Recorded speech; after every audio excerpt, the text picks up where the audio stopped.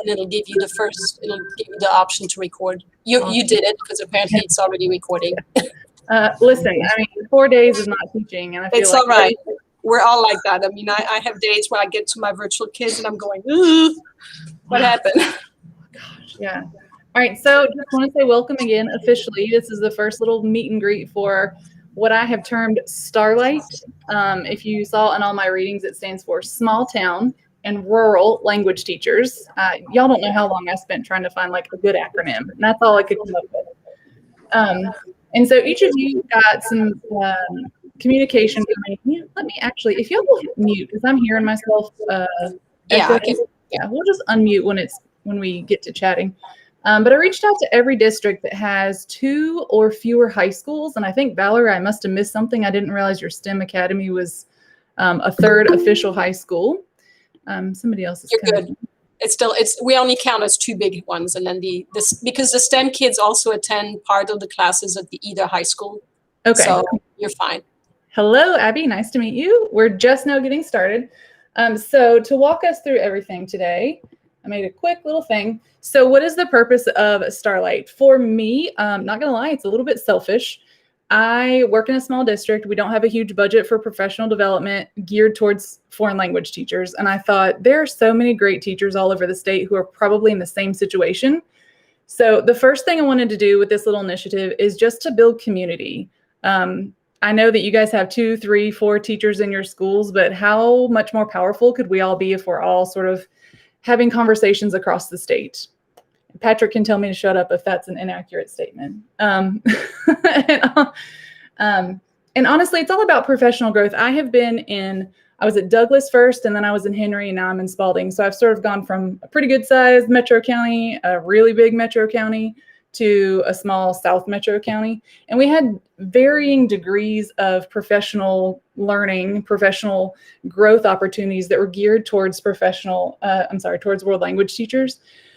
And as we're getting in the season of SCULT and all the flag webinars and everything that's available online, I thought, let's just add to it.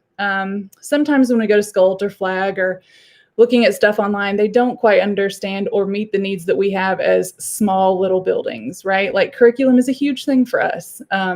We don't have stuff that's prepackaged. And if we do, it sometimes doesn't really fit what we should be doing, right? Like lots of stuff. So hopefully through community, we can have a little bit of professional growth, some inquiry with each other, having conversations, building shared resources. Sorry for the Russian. I don't know how if we're going to be able to share any Russian stuff. And sort of gear it to our community of teachers who don't necessarily have a big group in their building. So with that being said, I'm going to mute myself and I'm going to let y'all meet Patrick Wallace. He is a huge source of amazing support resources. Just want to let him say hey to y'all for a second. Hey, thanks, Shannon. I hope everybody can hear me okay. It is a great pleasure to be with you guys. I guess I should say Здравствуйте. Я говорю немного по-русски. I'm going to impress you with my Russian. Очень хорошо. My Spanish and French are also okay, but I'm excited to be here today. And when Shannon reached out about this idea, I thought, "Ooh, this is great!" Because anything we can do to get, especially rural community world language teachers, to have a little bit more community or to have some interaction with each other. I'm currently actually, believe it or not, in Seminole County, which probably y'all don't know, but it's the southwesternmost county of Georgia. So I'm very familiar. And Shannon's like, "What are you doing way down there?" And I'm just visiting a school. But I know that we have a lot of our rural systems in there and various needs and have various needs. But definitely, I think this is a great initiative on Shannon's part. And we love that because we know teachers are leaders and we love to see Georgia teachers kind of step out. And it comes from a real desire to try to be of service and to build some community and connect teachers together. But I am a former German teacher of 25 years before I came to the DOE, and I've been there now 4 years. But the first thing I guess I would say is I want to make sure that you're connected. So we are very active on Facebook, also on Twitter, and even on LinkedIn under my personal account. But we we try through those platforms to make people aware of things that are going on in the state. And also, I'll drop my email into the chat, because if you're not on my world language contact list, I have a contact list at the state for teachers in various language areas. And I do send updates out through that contact list. So it's always a kind of a wrestling with a monster to get your contact list, keep them up to date, because people are always changing systems or doing whatnot. But definitely, if you're not already receiving emails from me, I'll definitely encourage you to get connected. There are a great many things going on in our state, which I'm very excited about. One thing and maybe at a future date, Shannon, we can talk about doing some things if they're interested in various and learning more about, like the Seal of Biliteracy, the International Skills Diploma Seal. These are programs we're doing, and I can definitely talk about those too. But Richard, I sent out a survey to everybody, and overwhelmingly, most of the respondents, there are like 36 folks who responded, they don't award biliteracy or ISDS. And so I was thinking about that as we get started into the next year, maybe hosting like a let's work on an application for ISDS sort of thing too. Sure. No, I think that's great. And you know what? I'm just, the Seal of Biliteracy is pretty amazing in and of itself. So one thing I'll say to you guys is that if you have students that are highly proficient in another language, even if it's a language we don't teach necessarily, we offer the Georgia Seal of Biliteracy basically in all languages that we are able to find a qualified test for.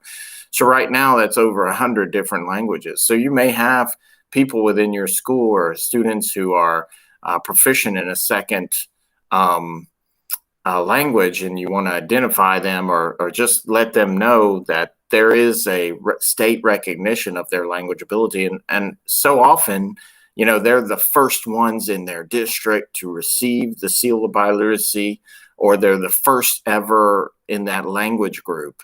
You know, and that happens every year. So last year, it's the Seal of Biliteracy law passed in 2016, and 2017 was the actual first reporting year. But around our 2,000 students or so roughly every year earned the Seal of Biliteracy. Last year was a little bit less because of the interruptions caused by COVID and testing and all of that. But that's a great program, and we have I don't know if y'all have been to our web pages, but there's just lots of information to share about that. But the Seal of Biliteracy is available to all public school students. So any student that's highly proficient in a second language and has at least a 3.0 GPA in their required English language arts courses can qualify to receive the Seal of Biliteracy. And I know that in some districts that we still don't have a student who has earned that. And I think that's a really awesome privilege to be the first student in the history of the county to get awarded that seal. Nationwide, over 100,000 students last year received Seals of Biliteracy, which Seal of Biliteracy laws, there is no federal legislation for that, but 40 states have passed legislation. So that's in 40 states where you had over 1 million students that were now qualified to receive Seals of Biliteracy. So that's a great program, and there's nothing that you have to do to apply. You just have to have a student that meets those requirements. They have to score at intermediate high on the test. And if you're interested in that, you definitely just Google Georgia Seal of Biliteracy and you'll find out that information.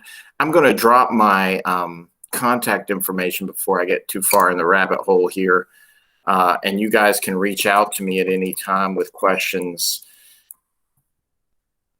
or, you know, follow-ups from today. But definitely I'm here as a resource for all of you, no matter where you are. So I definitely can assist if you have needs or questions about, you know, resources or things like that. Chances are, if I don't know the answers, I can connect you with someone who has those resources. We have really great partnerships throughout the state. So I'm always feel like I'm a never-ending fountain of words when I talk, because there's a lot to tell you about. But I will say that, you know, we're blessed in Georgia. I think we lead the Southeast in languages. from dual language immersion to our seal of biliteracy to the international skills diploma seal to just across the board. Georgia has unprecedented growth. But one thing is that it's different in the rural system sometimes to, a lot of times expand beyond Spanish, for example, or, have, a lot of our rural districts, they're just meeting the needs, 1 or 2 years of language it's hard to get into the upper levels of language just because of the staffing and all of that. And sometimes it's really hard to find qualified teachers who can teach in those areas, So it's when we talk about finding teachers for the future, so that if we want to grow, we have to not only maintain our staffing levels across the state, but we have to actually grow those staffing levels, and not just in specific areas. We'd like to see more. There's just a lot that's going on nationally as well. If your high school has an ROTC program, the World Languages Readiness Act has just been approved, and that funding is coming down. I think $15 million to support world languages in schools that have ROTC departments. We don't have the details on that yet, but it did pass.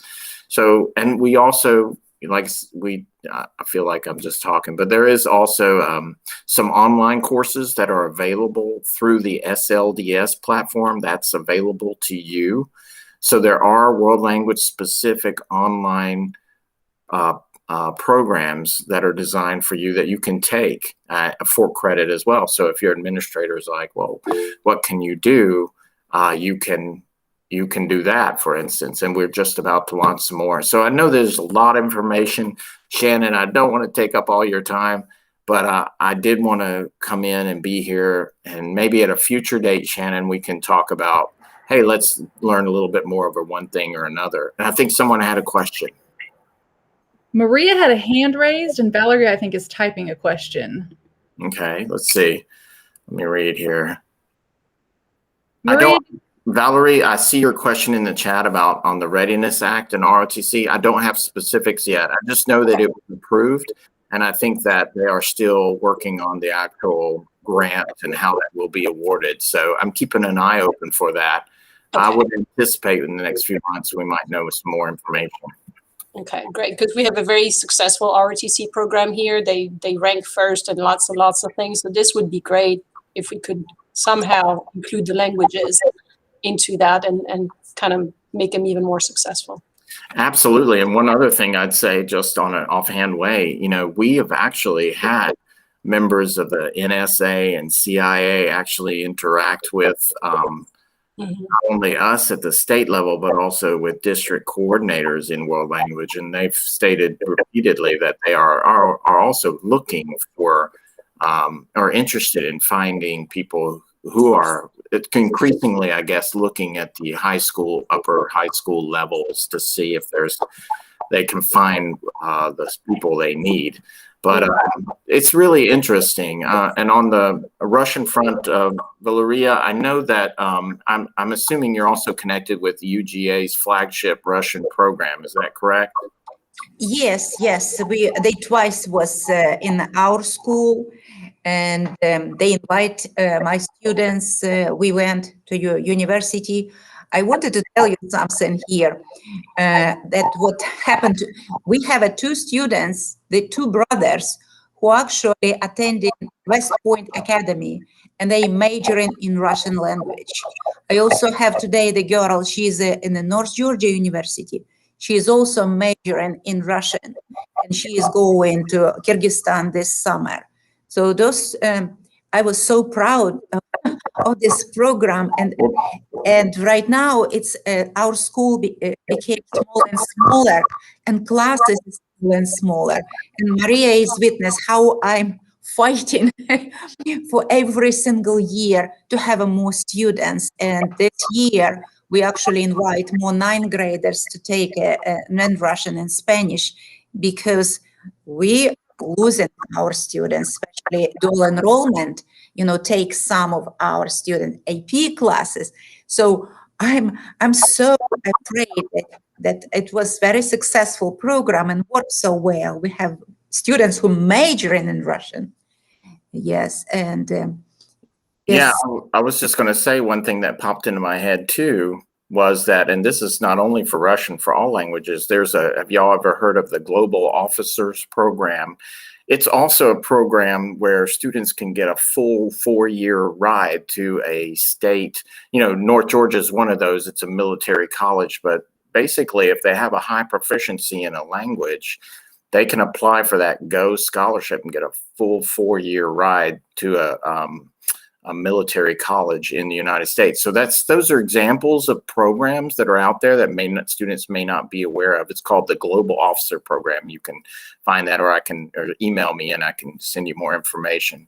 But yeah, there's a lot of opportunities, not just Russian, all languages like that. But I think that's one of the things that's so great about this initiative, and just short time talking to you is I feel like, we want the information to get out there, and we want you guys to be able to reach out and find the information you need, the seal of biliteracy, international skills, this global officer program and other things like that are available. So it's important to stay connected. And these days, really, we have a lot of options.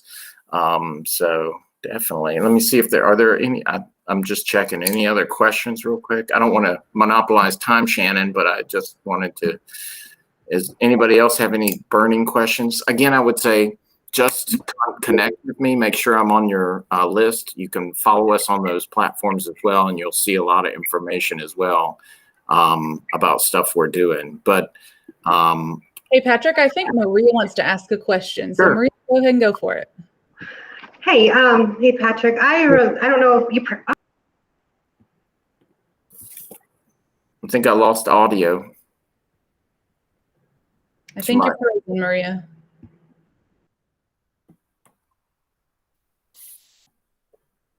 Might also type it in the chat box if for some reason the video quality is down. If hers doesn't get back, Patrick, we can. Oh, Maria, are you back? We can connect via email probably if Maria's technology doesn't come back before you head out, Patrick. Yeah, absolutely. Well, I mean, I try not to be hard to find, so definitely anything that you have in terms of questions or anything like that, we can definitely help you. All right. Before we let Patrick back to his exciting tour of Seminole County, does anybody have other questions, comments? I know sometimes it's a lot when you think about it. I see Maria's back. Maria, are you there? Maybe not. I feel like there's a lot of information I need to share with you guys, but I think that I don't want to overload you, but maybe Shannon at a future date, we can just take them one at a time and think about it. But definitely I want to hear from you guys too. I really appreciate Shannon doing this because I think it's also a way for you guys to have a voice and kind of share your concerns from the rural perspective.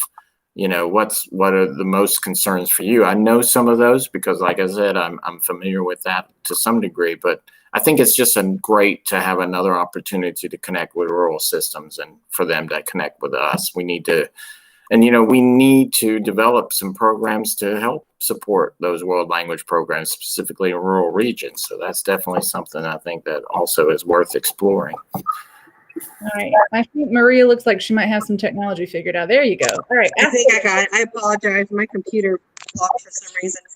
I'm on my phone now. Just real quickly, I was just curious. You came to UGA. I was a class of 2018 in the World Language Program, and you came and you talked about the biliteracy seal.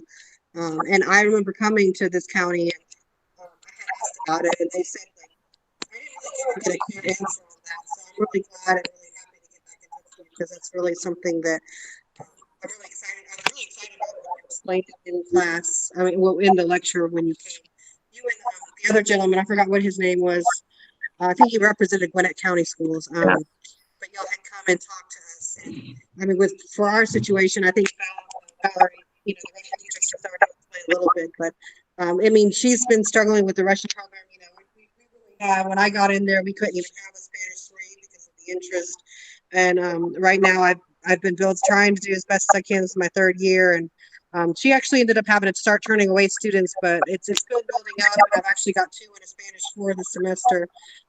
So, I mean, I'm just looking for any type of resources or aids or incentives, for example, to be able to build up the Spanish program, because, I mean, it is a pathway to complete a language program over 3 years, but then they don't get any seal, they don't get any, little cords or anything. So then they're concerned about, all of that. And if it means that we have to get certain training to be certified, to be able to certify them through that, or I just want to get as much information, because it's like they do all this work and they really don't get anything for it. They don't get a seal on their diploma, they don't get a so whatever.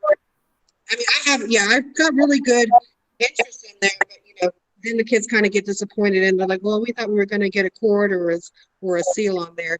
I've been pretty good about building up the program, get people excited about it.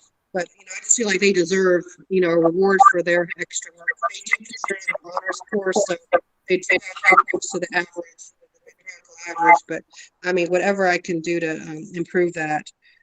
No, Val, can you confirm with that? They don't get a cord, right? I think that's what Stacy Ullman said.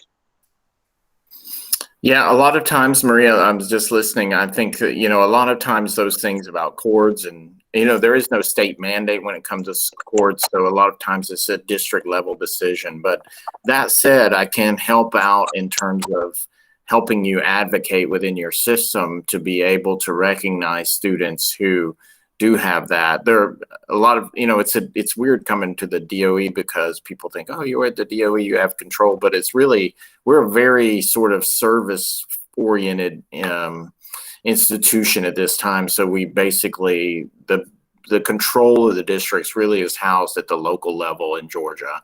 But that said, we can definitely, some of the programs like the Seal of Biliteracy, for instance, I mean, I think that's available to all students, and they don't even, I mean, in many ways, if they qualify, that's a great thing. So if you have a student who potentially qualifies and they need to get testing to do so, sometimes we can talk with the district to see if that's possible. But I definitely would say that in general, on a case-by-case basis, we can work with you as much as possible and try to support your work within the district in terms of amplifying the importance of world language, and then also of building some structures there to recognize students who have that ability, but also, getting them recognized somehow. So, I mean, I can be a mouthpiece for things. A lot of times what I've discovered is systems really like good news.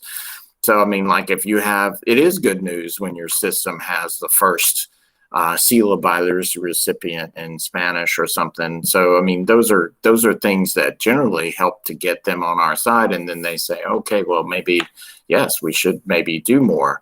The other part of language, as you guys know, a great many of the kids come through our program, and if they're non-native speakers of the language, they're learning the language, it takes quite a bit to be able to be proficient in a language to earn the Seal of Biliteracy. Typically, if you're learning the language as a second language, they're going to need 3 or 4 years to qualify. They would, for example, with a 4 or a 5 on their AP score, so they qualify via that. Now, if that's something I should say about the Seal of Biliteracy too, if your school offers AP course in that language, for example, if you're at most rural districts do not offer AP Spanish, but if they did, then the pathway to the Seal of Biliteracy would be through that AP course. If you don't offer AP at your school, then basically it makes it a little bit easier for the students to earn the seal because they don't have to take the AP test. They can just choose from any approved test that we have on our website. So there is that little caveat, and that's because of the way the law was written in 2016 that did that. But it's definitely, I'm here to support you, like I said. So I think maybe just reach out to me via email and we can have those conversations about how I can best do so. Because it's almost a case-by-case basis to some degree to figure out what's the best way forward, or how, a lot of times if you're looking for information that you can share, like we have things that you can share with students that explain those programs. But maybe collectively, a potential work of this group can be to help the DOE to design things that are helpful to rural districts in terms of reaching world language students, thinking about a little bit outside the box. I'll just take agriculture for an example. Agriculture is big in our rural communities, and there are significant needs in language. A lot of our workers in those fields, they might speak a different language, or just the access that it gives people as well on a global scale when it comes to agriculture. So maybe thinking about how we can work together as a group to kind of design outreach materials specifically for rural world language teachers, things like that would be things I'd be definitely interested in doing. I think that's definitely one of the issues we're going to tackle probably as a group continuously, Patrick. So we'll keep bugging you for stuff that we can do in our districts to grow our enrollment. Happy to be bugged. I guess that's weird. Well, Amina Kane just came in. Amina is down in Butts County. Is that right? I think she's in Butts County. I could be wrong. All right. Well, while we have a captive audience, anybody have any other comments or concerns to pose to our wonderful Patrick Wallace before we move on to the next thing? All right. Well, let's just move on then. Thank you again, Patrick. You are welcome to stay and hang out and get to know us. Otherwise, you've got exciting Seminole County outside your door. All right. No, I'm going to hang out for a little bit, and I'll be in the chat if you guys need me or just to reach out. But I probably will cut off at about 4:45 or so to take care of personal stuff. But I do want to say before I go, thank you, ladies, for the work that you do. I just want you to know that even though you may be out there, maybe the only or maybe one of a few world language teachers in your district, you're by no means in 2021. We are not disconnected, nor do we have a reason to be. So, I mean, we can be connected, and that's the good thing. So definitely, if I can assist you, please let me know. Awesome. All right. Well, so I did create a little Jamboard for like parking lot questions, but I think we're doing a great job using the chat box. So let's forget about Jamboard. If you guys have questions or comments, it's going to be fairly informal from here on out. Post it in the chat box, unmute yourself, raise your hand, because the whole purpose of today is really, to build our community a little bit. Like, let's get to know each other, languages, locations, all of that stuff. So in one of the earlier communications, I was like, hey, here are some questions I would love for you to answer at our first meet and greet. And now it's time to answer them. And like the teacher that I am, I will model how it will work. All right. So basic information. I'm Shannon Borum. I teach at Spalding High School. I'm totally looking at my screen. Sorry, I'm not ignoring you guys. In Griffin, Georgia, and I teach French. And I'm the only French teacher in the entire district. We only have 2 high schools and 7 foreign language teachers, so it's kind of a small pool. What aspect of teaching a second language do you want to know more about? I would love to work on curriculum design that really uses all of those actual core principles, because I'm kind of in a district that still is tied to a textbook, and like my heart breaks every day I have to say turn to page whatever. I mean, I don't really tell the kids that. I just copy and paste it, and they don't know it's from a textbook. But it kills my soul a little bit. What aspect of my teaching do I feel is the strongest? And would I like to present a flag-like session? I'm an organizer, as if you can't tell. I love organizing and getting things working so that we can pull the best practices out of everybody. So if you got an event you want to work on, let's do it. And what do I want to get out of this community? Meaning like communications. I don't know if you guys are part of the flag, the free fun flag, all those Fs that they're doing every week with Meredith White. We all give me is anybody doing those? Is anybody going to those things? Do you know what I'm talking about? Okay, cool. So Patrick knows about it, but look what we've discovered. Our small town and rural schools, all of us who are here, it's not really well known because we're not in the metro area, or maybe you're not on Twitter all the time. But Flag, if you don't know Meredith White, she was the teacher of the year 2 years ago, I think, Patrick, last year. She's phenomenal. She's super engaging. She teaches Spanish in Gwinnett County. And I mean, I think in their school alone, they've got more kids than both my high schools combined. So she definitely has a huge metro spin, but she's so engaging, and she's leading these weekly seminars about different stuff with different people. It's like an hour-long conversation. I love the model that they're doing there, and I love it's open, it's free, come join it, all of that stuff. And I thought, how can we apply that to our setting as rural and small town schools? So that's sort of where I want to go with this. I want us all to be able to get something out of a virtual PLC, for lack of a better term.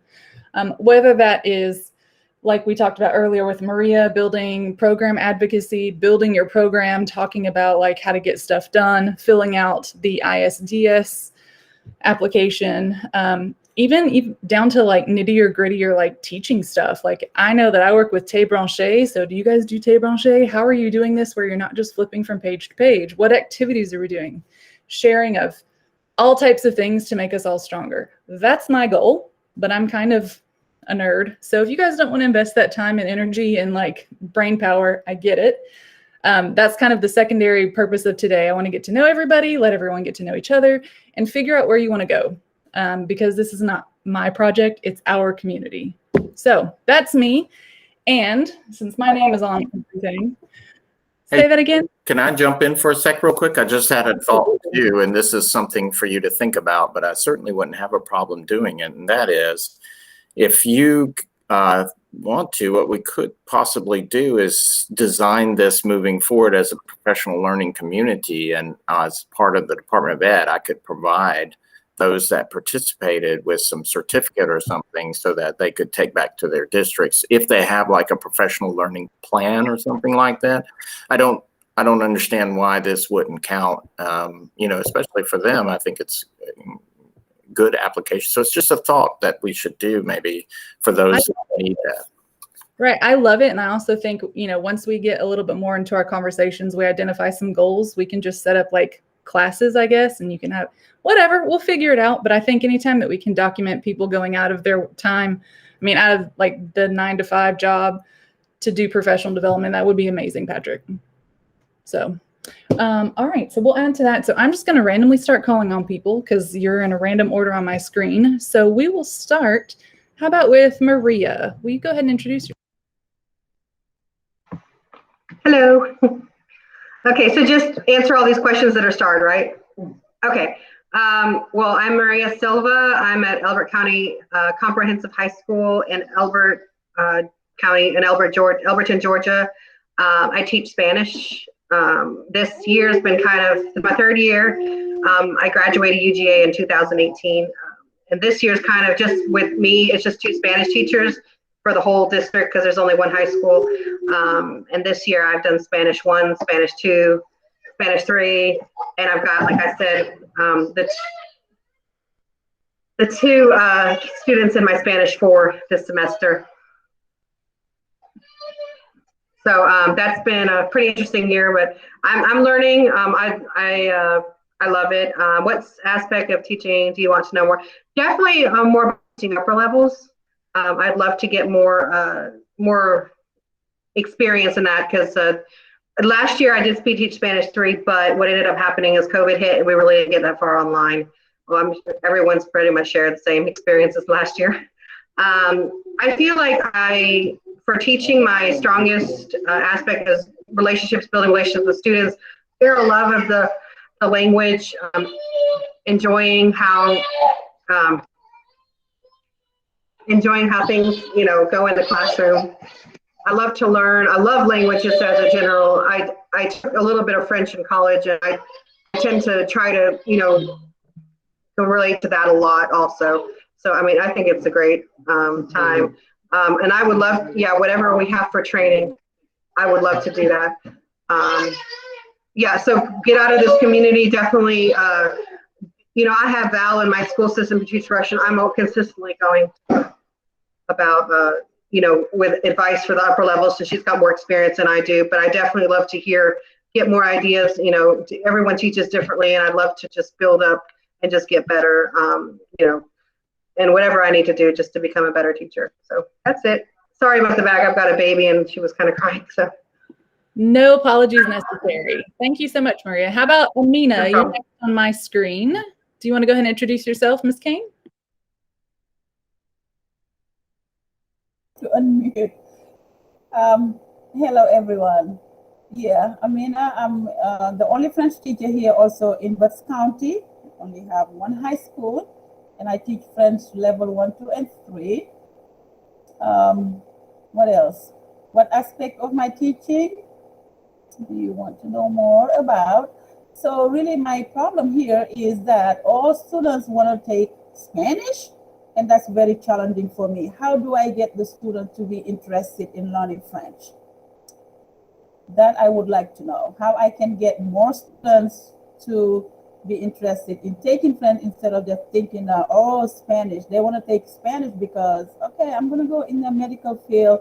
I don't think French is going to help me for anything. So if you have any ideas on how I can get the program, the French program here in Jackson, be more, how do I say, like develop it more, that would be awesome.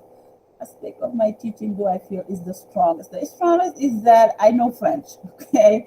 So I have a profound knowledge of the language that I teach, but I'm new to teaching, so I'm just open to learning from you guys.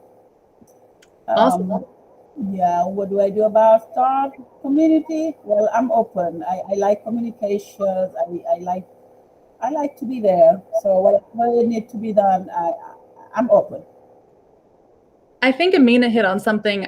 Even if you've been teaching for several years, I think all of us are still building our little toolbox of things to use in our classroom. I don't know if you guys reflect very much, but I realize, man, I do the same thing over and over. And I'm so I do this over and over. I'm a little bit scared to try new stuff. So I think skills, strategies, techniques are definitely something that I would be interested in investigating too, Amina.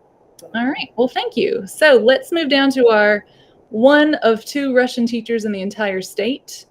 Valeria, am I saying it correctly? I didn't even ask. You can call me Val if you want Okay, to. Val. 2 of us, Valerie, Valeria. Yes, I'm here in Albert County High School. I started teaching in 2009 the Russian language. So it's actually 11 years it took me. First, we were 4A school. Now we're 2A school. So you understand my problem. I have less and less students. So Amina, I tell you what we're gonna do this year. My students created posters. It will be all over school. My Russian 3 students go into 9th graders to actually promote classes. They're gonna speak. I just recently, with assistant principal, we did a video. I introduced this class for the 8th graders, for upcoming 9th graders. Yes, I start hard work to promote this program because I feel like I'm losing students. School is shrinking. And you're right, they want to take a Spanish, that's fine, but I don't want to lose my Russian students. So what aspect of teaching a second language? Well, everything. You know, I'm the one probably here who don't have a linguistic education. My education, business education. I was teaching in Ukraine in a college and come here, learn a little bit of English, start working as a special education teacher. And then we just created this program because I'm a natural speaker. So I want to learn more about everything. Even in 11 years experience, I need to know how, for example, force the students, how to motivate them talk in the classroom. Because it's the hardest thing in the foreign language classes. They can read, they can write even. They just don't want to speak. And I don't know how to move them from that, space. What aspect of my teaching is the strongest? Yes, I'm a natural speaker. I know culture. Even I'm from Ukraine, but I'm Russian. I got the education in Moscow. So I have this, I know everything about the culture, about tradition. So I can really kind of connect everything together pretty good. But I still willing to learn much more. And I'm so happy that we have this small community right now. So I'm looking forward. Awesome. We'll have to get the other Russian teacher involved, hopefully, too, although she's not rural at all. All right. So thank you very much. Valerie, let's switch over to you. It looks like your kids are gone for the day. Yes, I'm sorry. I had one, but she finished up. So I'm Valerie Granzo. I teach at South Effingham High School. It's right outside of Savannah. We're in Effingham County. We have 3 high schools, one in the north end, one in the south end, and then one that is a STEM high school / career academy. It does both. We have about 1,700 students. There are 5 Spanish teachers at my school, and I'm the only French teacher. I've been teaching French for 29 years now. Let's see. It would be helpful to learn more things. Sometimes you get to do the same thing again and again. This year has been very different, though, because we've had to put everything on Google Classroom because we have so many students in and out. We're in person, but we have so many kids quarantined. They come back, they go. So I've had to put all my lessons, all my activities, everything on there. And it's been challenging, and it was overwhelming at first, but now it really is a benefit because the kids don't hear me just once teach something. They can go back to the lesson I recorded. They can go back to the practice sheets and all of that. So it is more helpful for them. It's also more helpful for me to say, hey, you didn't get it, you missed it, go back to it, look at it again. It is great reinforcement, but it is a lot of extra work. I mean, I've spent hours recording things, putting things together to make sure it's the most efficient way. I'm a native speaker. I've been in the area 30 years. I did present at FLAG a couple years in a row before we went to virtual, and it was great fun because I learned a lot. I met people from other parts of the state, and it's always a great opportunity to learn about new things. I attended great sessions. Some of the things I presented, I heard later from students, from attendees that they were able to use because I'm a very whatever I present, it's got to be ready to use. I don't want to hear about how great it would be to do this or that. I want to give you the worksheet or the activity to do right then and there. And all you have to do is change your name from mine to yours, and you can use it. Most of the activities I do, of course, are for French, but you can easily adapt them to English. Our whole presentation was making connections, and Valeria, you said you had a hard time, and Amina, you had a hard time having students and keeping them in French. I've struggled with that for years because, of course, they think Spanish is easier. Why would they work hard in French? But they know I make them speak and I make them do this. But then once they are in it, they are successful. But so the whole presentation I did for FLAG was about how to get our community involved and how to get the kids to spread French in our school community, make it more interesting, make it more, fun and things like right now we're participating in the Music Mania, a march, that some French teachers came up with. So the kids are excited because every day we watch 2 French songs and they have to pick their favorite and they comment and they actually see things that are real, that are like popular now. So it's great for culture and anything we can do. But it is a lot of hard work. Over the years, I have found that being the only teacher in my school that teaches that, we have 1 French teacher at each of them, so it's 3 of us. But even so, we're spread so thin that we're all teaching some virtual classes, and one of us is traveling from one school to the other and teaching 2 virtual classes. I mean, it's crazy. So we have all kinds of, and this is a great way to connect with people who do the same thing and get ideas from them, and see what works for you that could work for me, and also just kind of refresh. What do I get?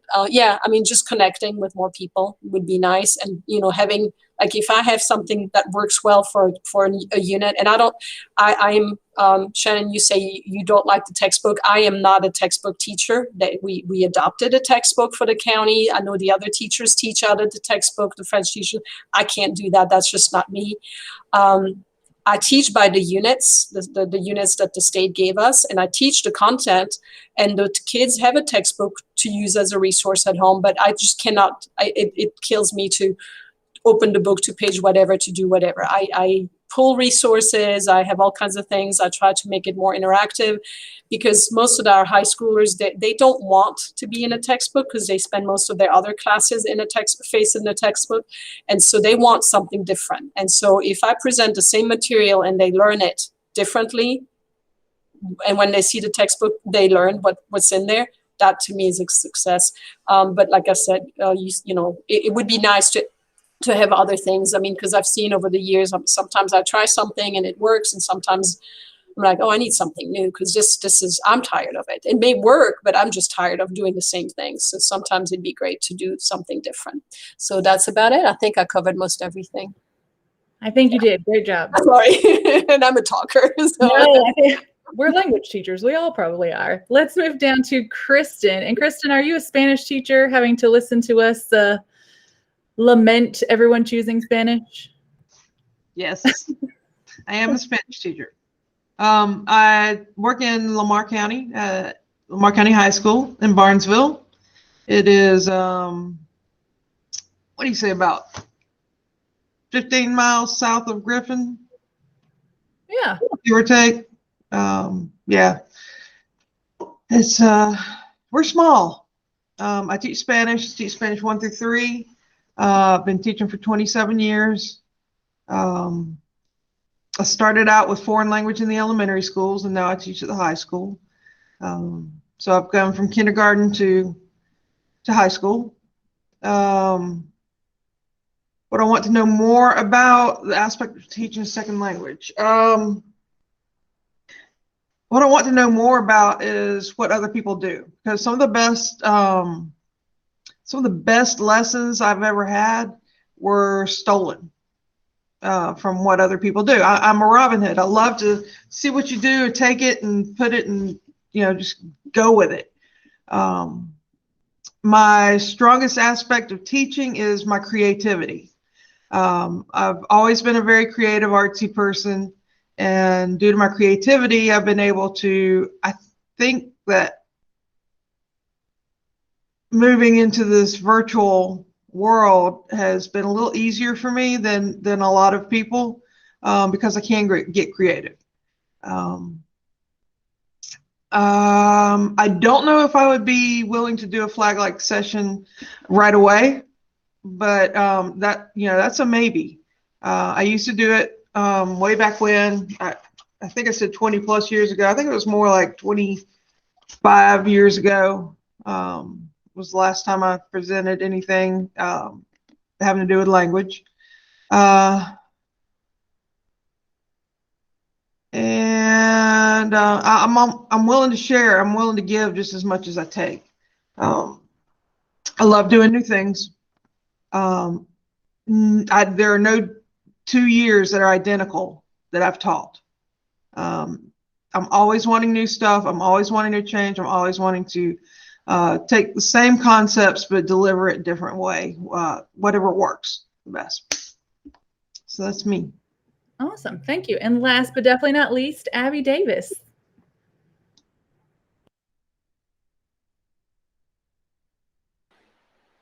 Okay. Thank you, Shannon, for having us. And I am from Folkestone, Georgia. Super small town. We have one high school for the whole county, and I'm the only foreign language teacher. So it's kind of good and bad. I'm kind of on an island, but I think it's allowed me to try different stuff every year and do new stuff. And this is only my 4th year. So I used to teach elementary school for 9 years, and then I changed over to teaching a language and teaching high school. So anyway, but yes, from Folkestone, small town. And okay, let's see what else. So as far as the what do I want to know more about? I've been reading and I don't know, following teachers online and all this stuff, and I want to know more about CI. I've read tons of things. I've tried tons of things. I've bought tons of things off Teacher, and I think CI is very effective. And I really want to know about the FVR. Did any of y'all do the free voluntary reading libraries? Okay. That was one thing on my list that I want to try. And it seems like it's successful, so that was something I want to know about. also grading, writing. I have specific things. Grading, writing, and things like that. Proficiency-based grading, I guess I should say. And Abby, I'm going to interrupt you right there because that is a huge topic that I'm dealing with in my department. Like, how do we shift? So can y'all all give me a hand raise if you guys are already using proficiency-based grading and like rubrics and that sort of stuff based on the actual proficiency levels? Is anybody doing that yet? Patrick, do you have folks that we could reach out to who are modeling this in a fabulous way? Did Patrick? Absolutely. Yeah, I'm still here, Shannon. I think, yeah, we can definitely, maybe we could do like a future thing and have some people come and join. So that's another thing I think we can do, Shannon, is we can think about guest speakers or something who would come and talk about who are doing it. So as examples. So if the crew identify different areas, then we can definitely leverage our networks and find some good people who could do that for sure. Awesome. I told y'all this was a selfish endeavor for me. Abby just hit like all of the lists that I want to work on next year. So Abby, I didn't mean to interrupt, but go ahead and push on with the rest of your list. I'm taking notes. That's good to know. I just want to see it more in action. I see it online, all these teachers that are far, far away, which is good, and it's been helpful, and I've learned tons of things that I feel like if it was teachers more that I know, but I don't know anybody because I'm the only one in the county. Okay, let me see. Aspect, do I feel the strongest? I don't know. It's only my 4th year. I guess maybe just trying new things. I went deskless my 2nd year teaching, so it's been good. I've learned a lot. I like it. I would never go back to having desks, so deskless. Trying new things, I guess, is good. I also, like I said, I used to teach elementary school, so I've brought some different elementary stuff. I do center rotations, and I have like a teacher table, and I don't know. I've enjoyed doing that, and I feel like that's helped these past couple years. As far as the session about it, I mean, maybe in front of a small group like y'all, I could share. Like I said, I don't know. I'm not perfect in any way, and I can share as much as I can and what kind of works for me. But anyway, let's see. Oh, as far as about to get out of the community, just ideas and watching to see what you guys do, what's successful, how you engage your students, and any type of communication, any level of engagement I'm up for, just to learn like the other teacher said. Okay, Yeah. awesome. Abby, it came with a whole host of good ideas. I did take some notes. I wrote some notes down. Good. I like it. I love it a lot. Well, okay, so that sort of was a really great segue into the last thing that we're going to talk about. And it's really good timing because we're just before 5 o'clock. So where do we go? Initially in my head, I thought, man, I would love, because in my school, we have department meetings every week, but they're not about teaching strategies. They're not about, it's not geared towards stuff in the classroom. It's really more housekeeping, like turn this paperwork in, make sure you're doing this. We have this training coming up. It's not helping me develop as a professional. It's helping me check the list to keep my job. So, eventually I would love for this community to sort of fill the need that it sounds like a lot of us have for learning how to do our jobs better. Now, does it need to be every week? No. Could it be? Yes. We want to sort of strike a balance between not wearing everybody out, but providing you stuff that you need and you can use in a classroom. And also sort of growing the community so we have a bigger think tank. I want to know if you guys do you like this? Good. I'm glad, Patrick. Yeah, Valley, I feel like that's all of us. We're all sort of in our own PLC, whether it's by language, by level. Like in my building, even though we've got 3 Spanish teachers, 1 teaches level 1, 2 teach 1 and 2 or 2 and 3. So they don't even really collaborate very well either. We don't have structures for collaboration. So do you guys like this format? Maybe we meet twice a month. Like, give me some feedback on how much time you want this community to meet. And do you want to do an asynchronous, like I set up a Slack channel. I don't know if you guys have ever worked on Slack. It can be really cool and you can share stuff offline. I don't want to do Facebook groups. Sorry if you guys love Facebook groups, but I get overwhelmed with work stuff. I need like a separation. Here's a work thing. Here's a personal thing. But do you want, just talk to me about what you guys want as far as communicating, meeting face to these kinds of virtual meets. Let's just have a discussion. I saw some chat boxes that I totally wasn't looking at. And I can stop presenting because I don't need anything. All right, y'all. So feedback, what are we thinking? I've got once or twice a month would work, twice per month. Okay, awesome. We can do it. To me, like this format works better because then we're engaged, we're doing it, and you whether it's 30 minutes or an hour. I know today I can do an hour. Some Thursdays I may only be able to do 30 minutes, but we're more efficient. And if I know, like if somebody ahead of time says, hey, I need help on this or that, we can pull some stuff and we can have it ready, or we can share it somewhere. We can find a place to share what we have. I think we all use Google Classroom pretty much. So it's easy for me to share documents with people. But if to me, that's more efficient. And I'm like you, I don't want another Facebook group or another whatever group because I don't have time. I just, it's just too much. This is easier. If it's once or twice a month, that to me is more effective. And let's just do a check-in. Everybody uses Google Classroom. That might be a way to house our Google Meet codes and all. Abby, are you Google Classroom? Yes. Amina, are you Google Classroom? Are you Teams? Okay, awesome. Well, I think that's a great thing. And that can be all of our announcements, etc. That will help streamline. If we create a Google Classroom, we can put stuff in there. So especially if we wanted, like for the French teachers, if it's something specific for French or Spanish or Russian, I don't have anything, but, we could put it all in there and then at least, you have access to it, to at least see it, and then you could copy it and all of that. Okay, cool. I love that. I'll get that set up too. Val, what's up? I just want to tell you, in the school and in the college, I was learning French. And now I feel really good. Because you know what? I'm used a lot of French language activities. I even used your standards and everything. All my activities is from French because I don't have a Russian, obviously. So we're all like, I can use yours. So don't worry about me. It will be very helpful anyway.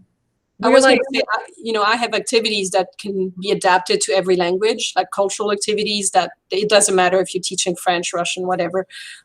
You can take that and you can adapt it to your language, and they work for every language. So awesome. We can definitely do that.